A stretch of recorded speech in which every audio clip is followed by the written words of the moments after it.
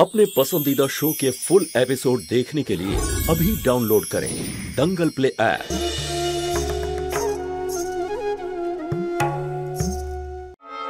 আমি ব্রজর কাছে ফিরে যাব।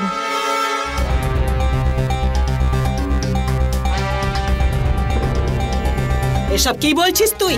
সবকিছু তোর সামনেই ঘটেছে, তাও কি তোর চোখ খোলেনি? চোখ আমার খুলে গেছে ঠাকুমা, আর রাস্তাও এখন পরিষ্কার দেখতে পাচ্ছি, সেই জন্য চলে যাচ্ছি। তাহলে তুই এটাই ভাবছিস যে লোকটার সঙ্গে তোর 4 দিনের সম্পর্ক সেই ঠিক, আর তোর নিজের দিদি যে তোকে কোলে পিঠে করে বড় করেছে আর মেয়ের মতো লালন পালন করেছে সে ভুল? কে ভুল আর কে ঠিক সেটা আমি এসব কথা ছাড়ো। আমি অনেক ভাবনা চিন্তা করে এই সিদ্ধান্ত নিয়েছি। শুধু এইটুকুই বলবো যে ব্রজ একদম ঠিক আর যদি ভুল, তবে তো তুই এটাও ভেবে নিয়েছিস যে ওই ছেলেটা জ্যোতিষ সম্পর্কে যা বলে গেছে সেটা ঠিক। বাবা, ব্রজ আমার স্বামী, আর আমি ওর বিরুদ্ধে কিচ্ছু শুনতে চাই না। তোর নিজের দিদি জ্যোতি তার ব্যাপারে তুমি শুনতে চাও তো? তাহলে শোনো, ব্রজ একদম ঠিক, আর জ্যোতি দিদি তো এই জন্য হিংসা করে কারণ আমি ব্রজকে বিয়ে করেছি।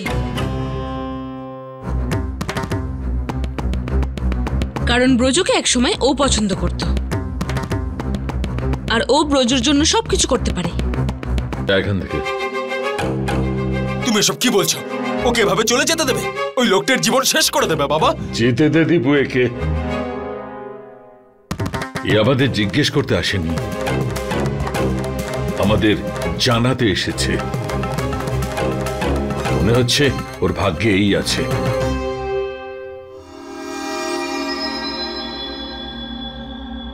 তুমি আগেও আমায় কোনোদিন বোঝোনি বাবা, আজও না। ঠিক আছে, যা আমার সেটাই হবে।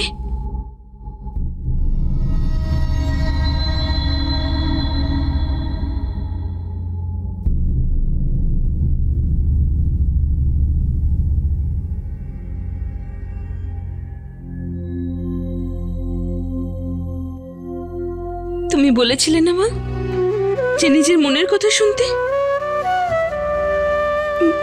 আমি আমার মনের কথাই শুনেছি, তাই আমি যাচ্ছি। এরপর যা ভাগ্যে আছে হবে।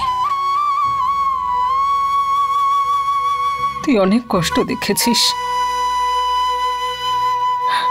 এবার তোর ভাগ্যে আর কষ্ট লেখা থাকবে না, এটা আমার আশীর্বাদ তোকে। যা।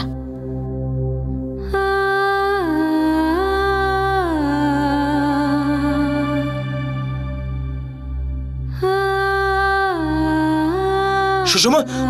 দীপু, যেতে দে ওকে। কিন্তু বাবা। বলছি না ওকে যেতে দে। যে নিজেই বাঁচতে চায় না তাকে ভগবানও বাঁচাতে পারে না।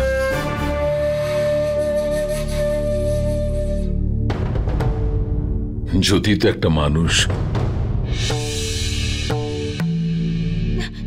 সুষমা, তুই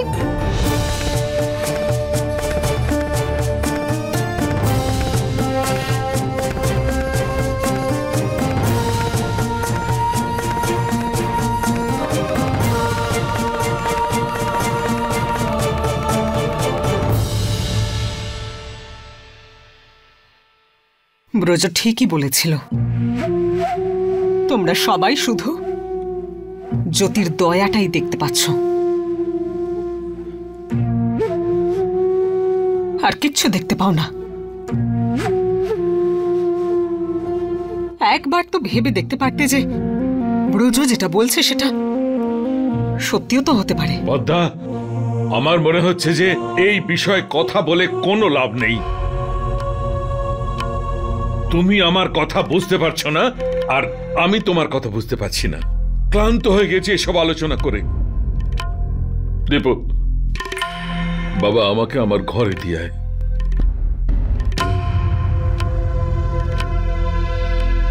মা, এবার তো যদিও নিশ্চয়ই নিজের ভুলটা বুঝতে পেরেছে যে কারো ব্যক্তিগত জীবনে নাক গলানো উচিত নয় যখন কেউ ওকে আপনি মনে করে না। এবার যখন ও আসবে আমি নিজে ওকে বলবো, দূরে থাক মা, এখান থেকে দূরে থাক আর নিজে শান্তিতে জীবনটা কাটা।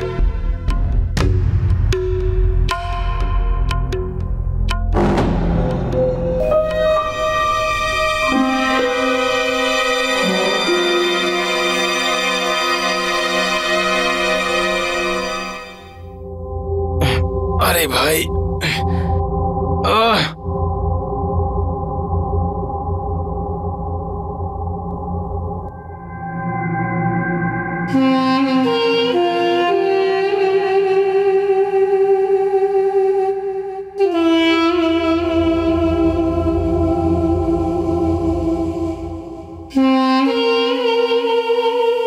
আমায় ক্ষমা করে দাও ব্রজ, ক্ষমা করে দাও আমায়।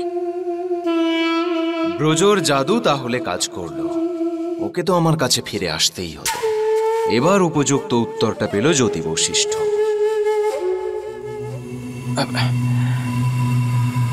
না সুষমা, তুমি কেন আমার থেকে ক্ষমা চাইবে? ক্ষমা তো আমার চাওয়া উচিত। আমার জন্য তোমাকে কত কি সহ্য করতে হয়েছে। এখানে তোমার কোনো ভুল ছিল না ব্রজ, যা কিছু হয়েছে তা তো এই ডক্টরের জন্যই হয়েছে। আর আর তুমি তো ওর জালে ফেসে গেছিলে। আমার তো নিজের ওপর রাগ হচ্ছে যে আমি জ্যোতি দিদিকে বিশ্বাস করেছি যে কিনা। না সুষমা, জ্যোতির বিরুদ্ধে আমি আর কিচ্ছু শুনবো না। সুষমা ওর মনে যাই থাক না কেন, কিন্তু আজ আমি ওর জন্যই ওই ফ্রড ডক্টরের কাছ থেকে বেরোতে পেরেছি। আমি এক নতুন জীবন পেয়েছি সুষমা। আর সত্যি বলতে কি, আমি মন থেকে ওর ভালো চাই। তুমি সত্যি মহান ব্রজ, তোমার মনটা অনেক বড়। জ্যোতি দিদি তোমার এত ক্ষতি করেছে, কিন্তু তাও তুমি ওর এখনো ভালো চাও আর ক্ষমাও করে দিয়েছো ওকে। আমি তোমাকে আবার ফিরে পেয়েছি, এর চেয়ে বড় কিছু হতে পারে না সুষমা। আমাকে ক্ষমা করে দাও ব্রজ।